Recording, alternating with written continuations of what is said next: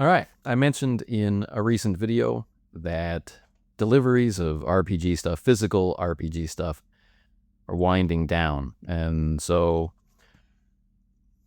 one of the very last things that I ordered arrived this week.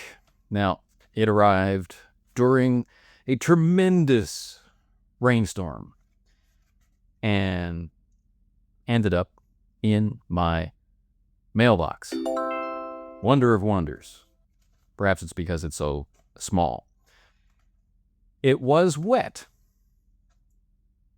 but possibly just from being transferred from the mailbag to the mailbox. I do mean torrential, giant, fist-sized drops raining from the heavens.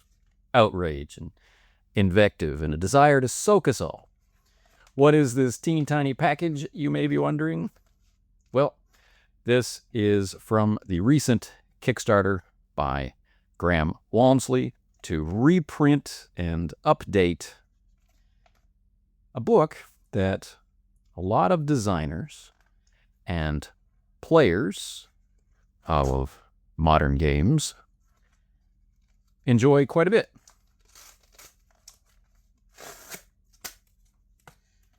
So, I will show you what that book is. Now, it's packed in my very, very, very favorite type of book envelope, but having gotten a little wet, the package itself, especially in this taped area, it didn't survive unscathed, but it did its job. The book, sealed away in plastic and protected by this, is fine. Now, it was also possible to get the PDF, which we don't have to worry about getting waterlogged, although I suppose we do have to worry about it being ripped off, misinterpreted, and misunderstood by AI, but it's otherwise safe. So, speaking of safe, this is what I ordered. Play Unsafe. The 20th anniversary edition. If you weren't feeling old or very young before this is just one more reason to do so. And it says on the cover, work less, play harder, tell stories, by Graham Walmsley. Play Unsafe, the 20th anniversary edition. And on the back, it says, play unsafe. Again, with a lot of small print. Though maybe if you weren't around for the 20th anniversary, the print isn't that small. And what it says on the back is, often we treat role-playing games like work.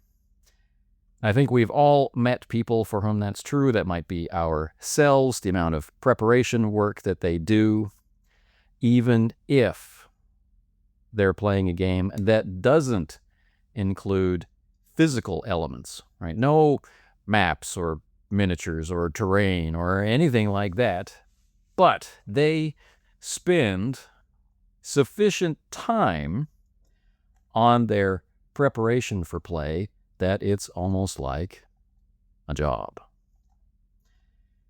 And the question I guess we need to ask ourselves is, if you are not enjoying that approach to your play, if you're feeling worn down by it, if you're feeling like it's work, if you're feeling that it's duty or obligation or responsibility and is somehow divorced from being part of the fun, what can we do about it? Maybe this very small book has something to say about it. So maybe if we're in the grips of preparation madness, we should consider turning to Play Unsafe as a way to find a way out, or find the way out, or at least find your way out.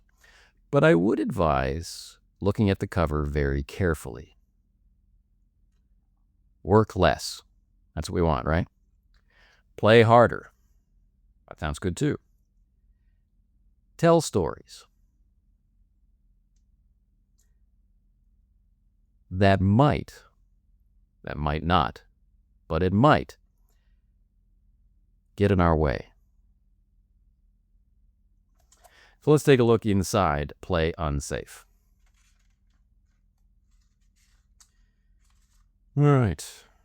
You might say, how many pages are there? It looks so small.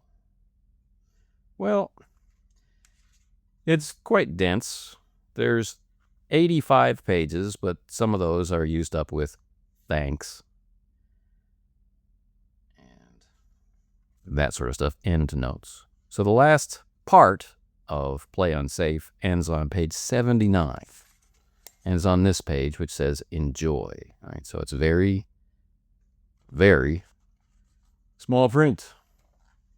Enjoy the small print. All right.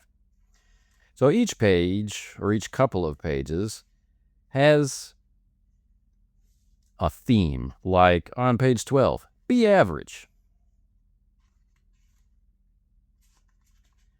Let your guard down.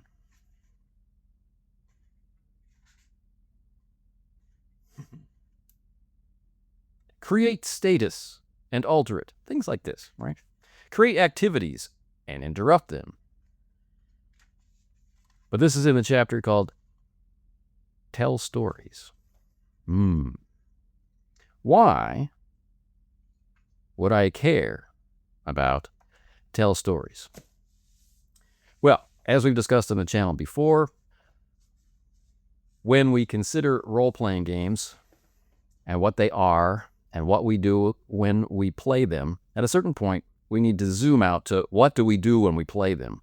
And that is we communicate with each other directly, primarily verbally, through the spoken and or written word. We communicate through words. You've been alive long enough to interact with people over enough time, you'll have recognized as part of being alive that sometimes words aren't enough and you need to gesture, or you need to provide a visual aid. You might need to repeat yourself. You might need to supply some supplementary material in order to bring your point out. And you might need to allow for some time for the message from you to them or from them to you to sink in and make real sense. Role-playing games, their fundamental level, the medium, the transmission vector, the thing that they are, is conversation. So, when we get a book of advice on how to play, our first step, I personally do not think, should be, how big is it? I want a huge book of advice, or I want a slim, right, pointed, well-considered book of advice. It really should be, what is the footing of the person giving the advice? Right? Is this the footing of a person who wants to put gamers in a box? This is the type of gamer that person is. Your friend who's shown interest in these types of gaming, put him in this box, like the power gamer, the butt kicker, or the thespian, or whatever. Label that guy and make sure that you treat that person like a stereotype. Do your preparation so that you are only interacting with that person in this way that you have intuited that they are. Wow, that sounds fantastic and great, doesn't it? Or try to lure people in with humor, right? Well, we can look like we're working hard, but we're actually being lazy. Here's the secrets for how to present a false front to the people that you play with, your friends, so that they think you're doing all this amazing art stuff in the background, but really, you're not. That sounds pretty fantastic too, doesn't it? Wow. How to win friends, influence people, and be, on a fundamental level, dishonest while you do it. So that's why I'm quite happy to come to Play Unsafe, which right on the cover tells you where it's coming from.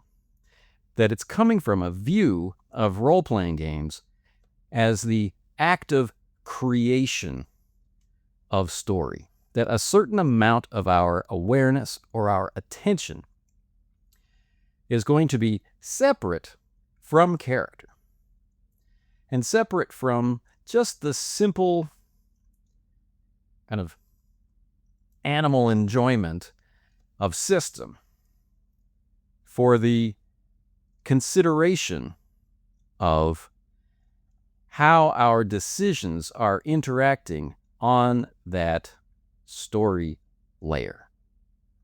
It's not simply what would this character do because of that stimulus if it were real. And it's not simply what are the odds? Can I make this happen by gathering these resources and by gathering my understanding of play? And it's not simply what would be good for the story right now.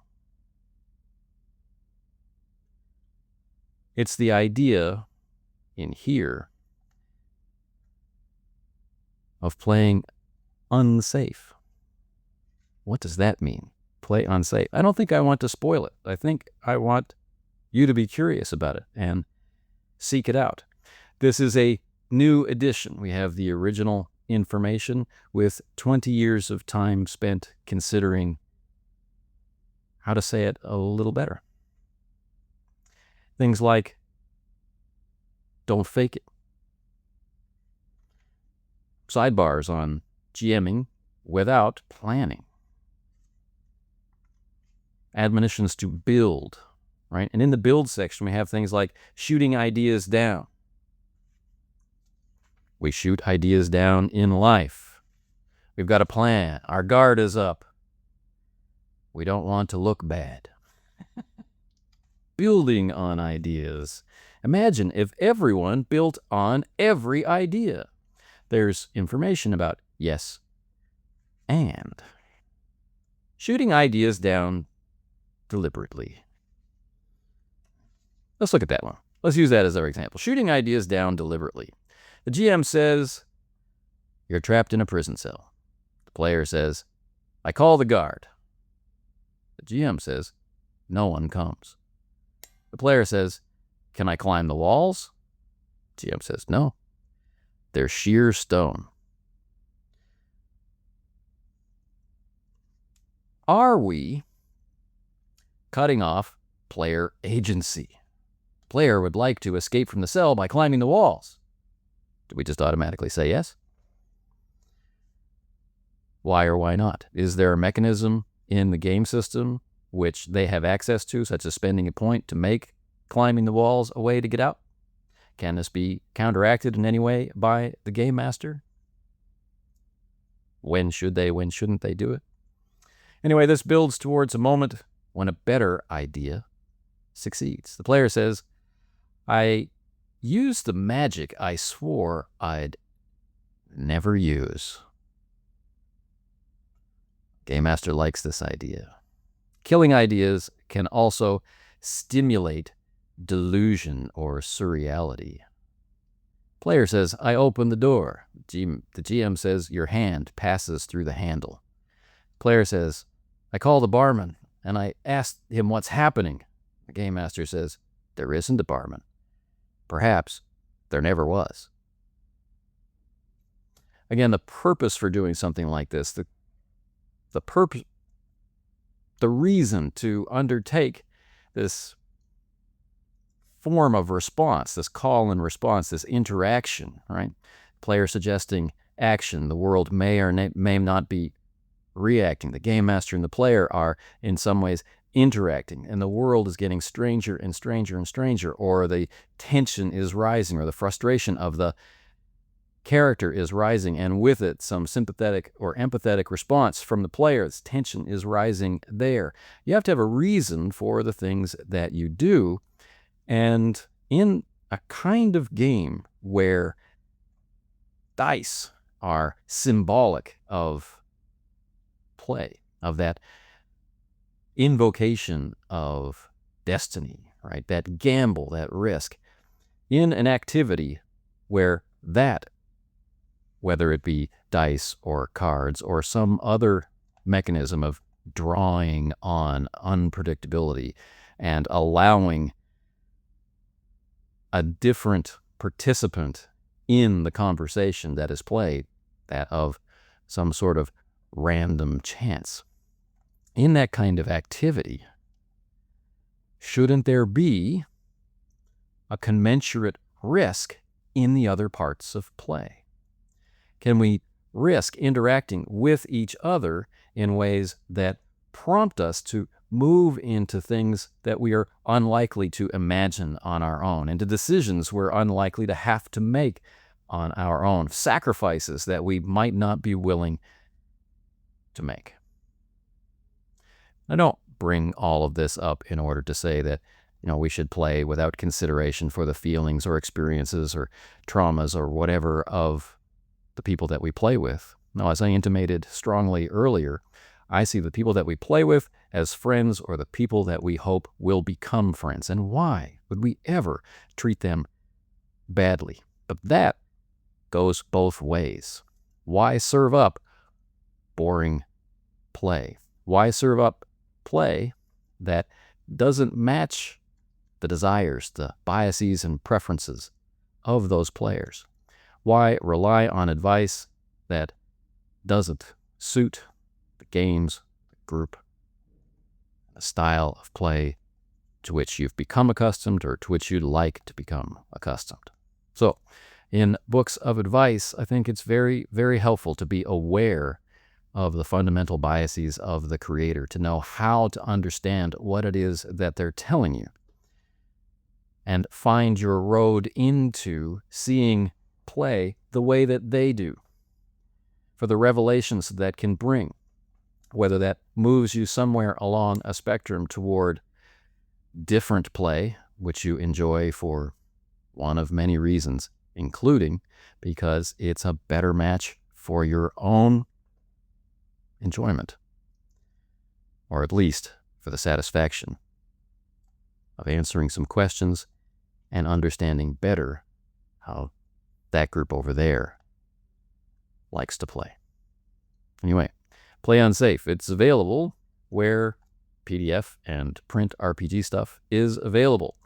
The company owned by Graham Walmsley is Thieves of Time. So you can look at thievesoftime.com in order to find some other fantastic products that he has written. It might not be well aligned with the way that you play, but it may help you understand some of the people, some of your friends that you know now or know in the future, that you could, in your group, become better aligned with. And they with you. Anyway, until the next time, take care.